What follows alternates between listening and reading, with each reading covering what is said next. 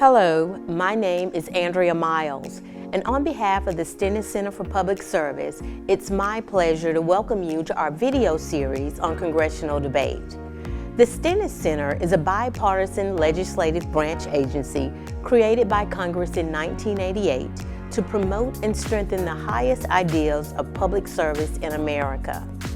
The mission of the Stennis Center is to attract young people to careers in public service, provide training and development opportunities for senior congressional staff, members of Congress, and other public service leaders across the United States.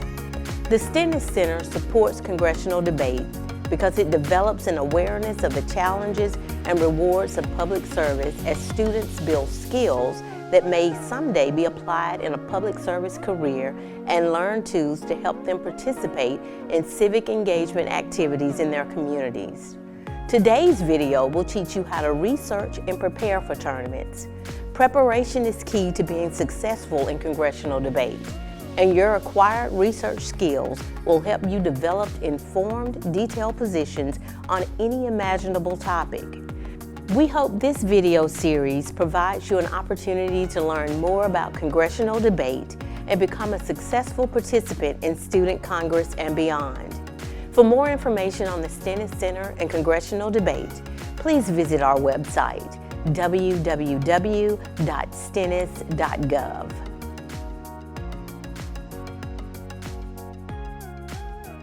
Hey, I'm Brett Harvey, the coach of the Mississippi State University debate team. And I'm Mia Robertson, Speech and Debate Program Assistant at the Stennis Center for Public Service. We want to welcome you to the second video in our Student Congress Boot Camp series on researching and preparing for tournaments. If you are new to Student Congress and you haven't watched the first video in our series, the overview, I would strongly recommend that you do that. It's in the links below and you might want to check that out. But as we discussed in that video, one of the most critical aspects to being successful in congressional debate is being well prepared. As with any speech and debate event, the bulk of the work you're going to be doing is going to be before the tournament. Before the tournament even begins, you should be well researched with a large file of facts and statistics, powerful anecdotes and stories on the various bills that you'll be debating. And we're doing this video on pre-tournament preparation very early in the series because we want to emphasize just how critical this pre-tournament research is and how it really does lay the foundation for your success in this activity. The more you know about any given issue in the bill book and within your own speeches, the better speaker and debater you're going to be. And there's really just no shortcut for that. You can't sidestep that. That's how you're going to build the foundation to be a successful competitor. So, okay, you're starting out, right? It's time for you to prepare to go to your first tournament in congressional debate. What do you do? How do you start your research process? Well, the first thing you're going to want to do is you're going to want to know something about what the bill book is that we talked about a little bit in the first video in this series. So before the tournament, you're going to get a copy of the bill packet or the bill book for the particular congressional debate tournament. And this is going to contain all of the legislation that could potentially be debated at the tournament, both the bills and the resolutions. And it's going to look something like this. Now, usually the bill book is going to be posted on the tournament website. It might be sent out to the coaches or the competitors, but one way or another, a few weeks before the tournament, it's going to make its way to you. And as we mentioned last time, it's important to remember that not every piece of legislation in that bill book is actually going to make it onto the docket to be debated at the actual tournament within your chamber. Remember, the docket is just the complete collection of legislation that will be debated within that round. But because you can't predict what's going to be in that docket, it's important that you prepare some research on all of the bills in the bill book. And of course, that is daunting. It might seem a little bit challenging. So how do you get started? Well, when you start out researching, you need a place to put everything, right? So the simplest thing to do is to open up a Word document or a Google Doc, right, and have that be kind of your home base, right?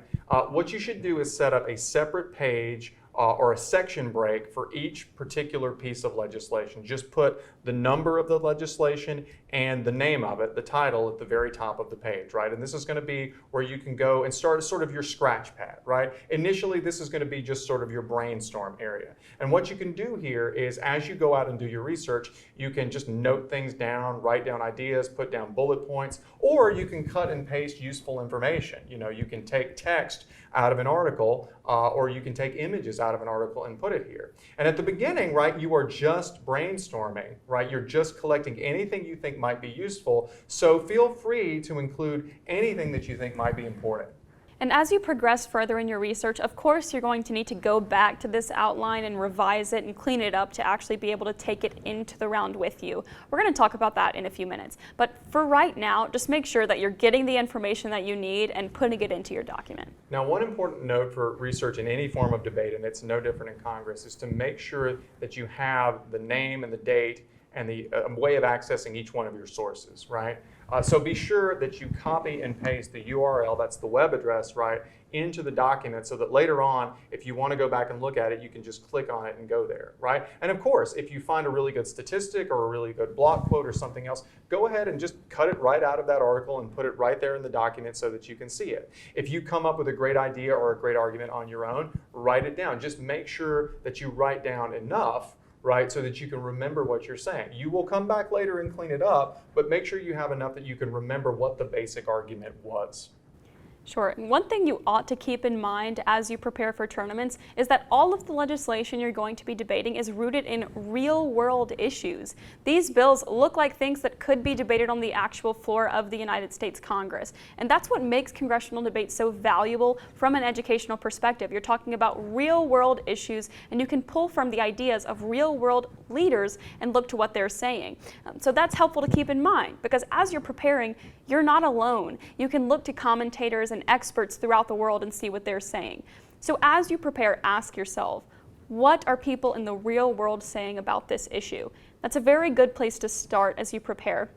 On almost any controversial issue, a simple Google search will pull up column articles or articles from experts on a topic, giving you varied perspectives on either side of the issue. So, for example, if you're debating the bill about a $15 minimum wage, if you Google $15 minimum wage arguments, you'll see tons of articles on either side from experts backed by evidence that you can pull from. The second thing you need to ask is, what does the other side say, right? Because even if you are 100% certain of which side you want to debate on a bill, it is always worth taking the time to research what you can expect your opponents on the other side to say, right? First, because obviously any good congressional debater is going to be prepared to respond to counter arguments, and second, because you never know. It is entirely possible that you may actually change your mind in the course of doing your research.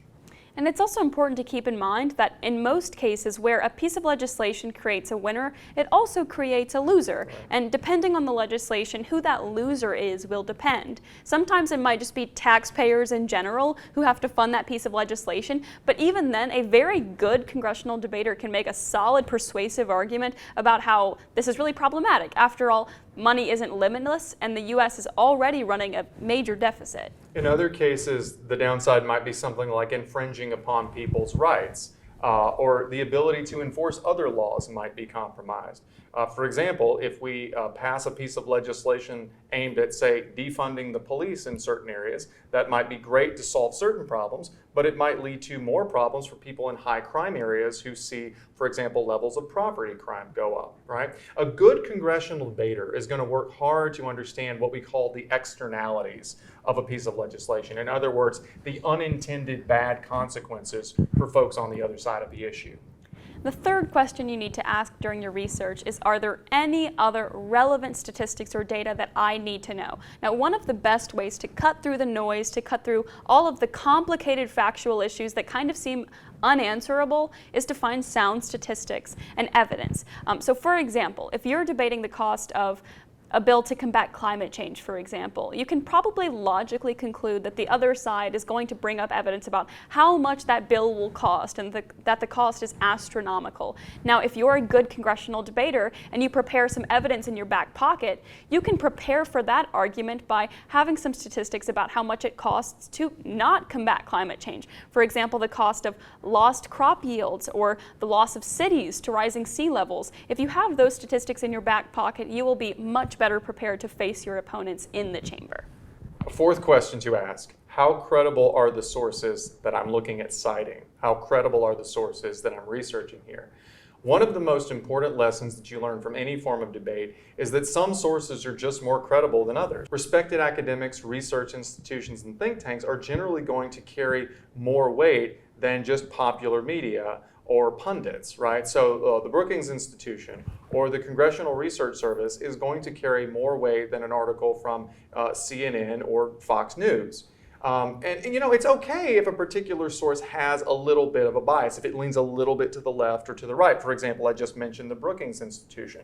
Most people would say they are a somewhat progressive-leaning think tank, and that's perfectly fine. But what you don't want to do is you don't want to cite publications that are from people who are extremists or who are known for being less than intellectually honest, right?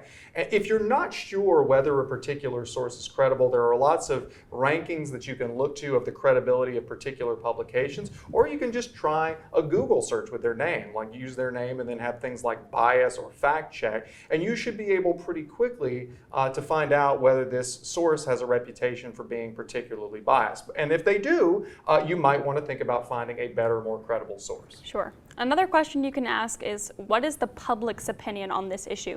Now, of course, this isn't going to be everything. Congressional leaders are expected to be leaders and not followers, but public opinion is, of course, important. You're meant to be a representative of the people, so it definitely doesn't hurt to remind your fellow chamber members about what their hypothetical constituents think about any given issue. And lastly, you really want to ask yourself, have similar pieces of legislation been debated in front of the actual U.S. Congress or state legislatures or somewhere else, right? If a similar piece of legislation has been debated, it can often be a great resource for finding supporting information on either side of a student Congress bill. Sure, like if your docket contains a bill about single-payer health care, for example, the real-world debate surrounding the Medicare for All Act leads you with a very good place to start and some fantastic resources that you can use in your preparation. As you're doing all of this research, let's be honest, you, like most folks in your generation and mine, are probably going to default heavily to using Google and basic search engines. And that's perfectly fine. That's how most research works. But to be fair, there are other sources that you can look to that can help save you a lot of time. For example, the National Speech and Debate Association, or NSDA, is the governing body for speech and debate in America, and that includes Student Congress. They have a wonderful guide to congressional debate resources that you can find. Not only does it narrow down some of the very best potential sources that you can use, it also identifies political biases that some of them have so that you can be aware of the credibility that they have. And so in the notes below, we're going to link to that and some other good resources to get you started researching any particular issue without having to just go straight to the general Google search. Now, once you've done some initial research and you've outlined your basic arguments, really, what do you do from here, right? You have this big collection of sources and arguments. What do you do with that jumble of information? Well, first, begin sorting through those and decide which arguments are most persuasive to you, and then organize those into a set of notes that you can use for the actual Congress session itself. And what are some tips for organizing those notes? Well, first, stick to real-world arguments that normal people can decipher and understand. In other forms of high school debate, like policy or public forum debate, for example, the goal is to find arguments that your opponent will not be able to anticipate, these arguments that are unpredictable, complicated, that your opponents won't be able to understand, and very commonly the judge won't be able to either. And sometimes they might be almost even impossible to decipher, something like this.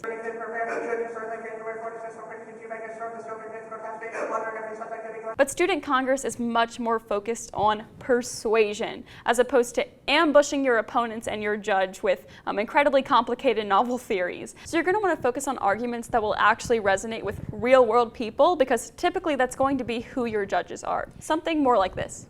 What does that show us as a Congress? That shows us that corporations will do whatever they can to make sure that they can still practice data mining and collection. In the status quo, however, they don't really have to do much. The Carnegie Mellon report filed in 2017 shows why that's so beneficial, showing that consumers who detect suspicious practices from any businesses that highlight their practices will move over to other vendors who have better, safer, and more transparent data collection practices. Add that on with Mr. Montiro's point about companies regulating their third parties, and you'll see that transparency becomes something all across the United States of America. Now, that isn't to say that you need to dumb your arguments down, right? Statistics and data, economic theories, even somewhat complicated ideas and advanced concepts can all play a role in your arguments in a congressional debate session. You just have to make sure you're taking time and explaining them in a way that a regular, reasonably educated person like your judge can understand. Because again, as Mia said, those are the kinds of people who are going to be judging you, reasonably educated folks, not debate specialists. Now, in addition to preparing with actual real-world sources and evidence, you also might want to take a look at the actual piece of legislation itself and see if there are any problems with the particular piece of legislation that you're debating. Remember, when the chamber votes, it is voting on the actual words in the bill, not the general concept, not what the author meant to do, right? So if there are problems in the wording or how the bill operates, those can be their own grounds of attack. In other words, a bill might be a great idea in theory, right? But it might execute that idea in a way that is not very good because the wording or the specifics of it aren't up to par. Some common questions you might ask yourself are, first, does the bill require funding? And if it does, where is that funding coming from? Will it be enough? Another question you can ask is, does the bill explain what agency will be enforcing the provisions of the bill? Is that agency the actual right agency? For example, a bill talking about environmental protection should not be oversought by the Department of Justice, for example. Yeah, and some other questions you can ask are, for example, does the bill specify when it will take effect? Most bills do, right? Is it too soon or is it too late, right? A bill that calls for a major overhaul of a government agency cannot take effect immediately, right? That takes time. It takes time to implement something like that in the real world. Another question would be, does the bill have any vague or unclear language? Does it contradict itself? Does it have terms that it fails to define that might be vague, that might affect what the bill actually means? Because remember, and I say this as someone who is a lawyer by trade, once a chamber passes a bill, it puts it out there into the world and it no longer has control of how it's interpreted. So you and I as members of the chamber might agree that minimum wage means something, right? Or that reasonableness means something. But once we put it out there in the world, if it's not defined in the legislation itself, it's not up to us anymore. It's up to courts, and courts might interpret it in a way that we don't intend.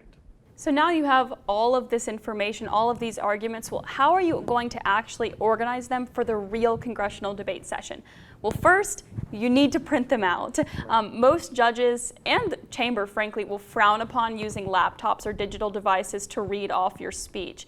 This simply reflects a lack of engagement with the chamber and with your colleagues, and it also just doesn't simulate real-world legislative debate. Like, go watch C-SPAN for a little bit. You're never going to see Senator Warren holding her laptop up as she reads a speech, right? So you need to be printing those notes out. Also, make sure, as a result, that the font is big enough that you can read it once you're actually up at the podium speaking, and also make sure the headings are very clear so that you can follow through and it's well organized. Remember, you are not going to be writing the speech down verbatim and reading it. Judges don't like that. As a matter of fact, right there on the ballot for many tournaments, the NSDA ballot, the lowest rank you can get for speeches often has the phrase by it that they just simply read the speech. So that's the worst ranking that you can get, a 1 out of 6, right? So you don't want to be doing that. Instead, you're going to want to stick to a couple of bullet-pointed main points. In other words, 2 or 3 main points, right? And under each one of those, you might have 2 or 3 bullets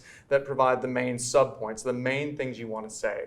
You'll probably have 1 or 2 citations per main point. Some points will not require a tremendous amount of citations, and others will require more. But you want to make sure that it's an outline, right? Not a verbatim speech of your main points, your subpoints, and your citations that you're ready to get up and read in front of the entire chamber. In addition to that, you also might outline some rebuttal arguments, right? You might have a sheet of paper that you've printed out that has 2 or 3 major arguments that the other side might make with a couple of bullet points on each. But again, it's important that they be recorded in outline form, not as a verbatim block of text that you plan to just get up and read to the chamber.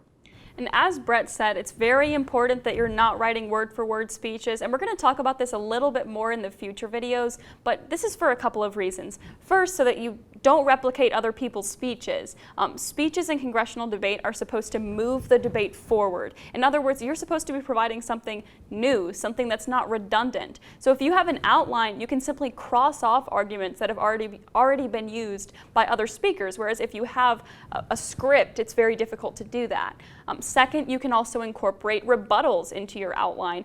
For the same reason, it's much easier to incorporate a new argument into an outline than it is to incorporate one into a script. You can also, in the same way, respond to questions raised by the opposing side, but really the biggest and most important reason why you shouldn't read word-for-word speeches is because judges don't like them. You're not engaged with the chamber, and you're not engaged with the judges whatsoever. Anybody can do it, right? It's just not impressive if you get up and read Sure. something. You can read something that your teammate wrote for you or your coach wrote for you, and it's not memorable. It's not something that stands out in the judge's mind in a positive way.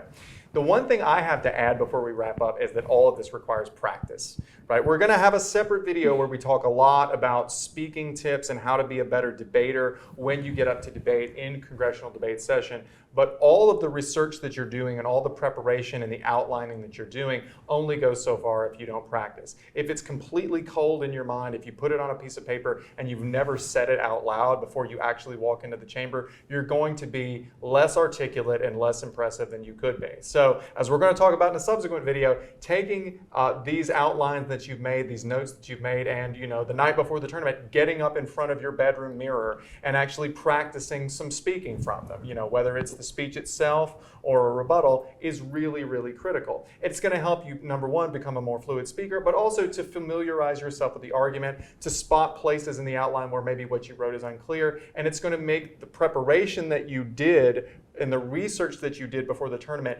much more valuable when you actually get up and do the speaking itself. Hopefully now you feel prepared to begin your pre-tournament preparation and research. I promise you, I can guarantee you're now more equipped to compete in congressional debate than many other debaters are, so congratulations. The rest of our videos will be linked down below. As always, we recommend watching them in order. And again, many thanks to the Stennis Center for Public Service for their continued unwavering support of speech and debate generally, and also the development of this series. So we'll see you in the next video where we'll go over floor debate and questioning.